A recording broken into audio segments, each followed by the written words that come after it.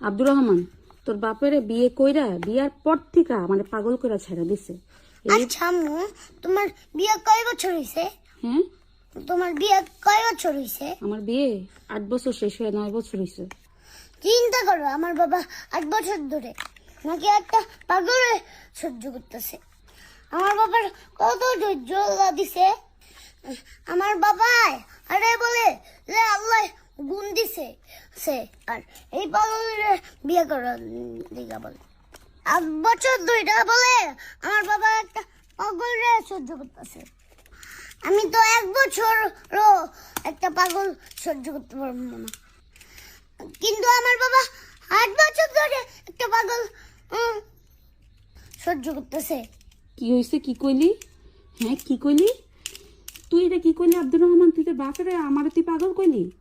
তুই আমারে পাগল কইলি? আমারে সহ্য করতে সেটা তুই পাগল কইলি আব্দুর রহমান? এটা কি তুই ঠিক করলি? আমি কি বলছিনি?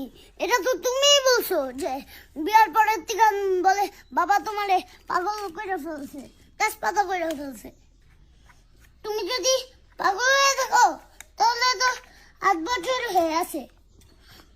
তুমি তো 8 বছর পাগল। আমার বাবা তোমাকে এত বছর সহ্য করতেছে, এটা তো তুমিই মাত্র বললা। এখন নিজে বলে নিজেই বলে যাচ্ছ। এদিকে আমার দোষটা কি? নিজে কইয়া ভুলে আছে। নিজেই কইলো যে আমার বাবাই নাকি পাগল বানিয়ে রাখছে রে, আবার আমার দোষ দেয়।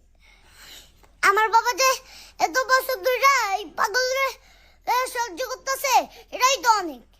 পাগলা কারোতে যে না দিয়া ঘরে রাখছে, এটাই অনেক দোষ। এটাই অনেক দোষ হয়ে গেছে। হ্যাঁ, আমি পাগল? হ্যাঁ, হ্যাঁ, হ্যাঁ, তুমি তো কইলা। আমি কইছি? হ্যাঁ, হ্যাঁ, হ্যাঁ।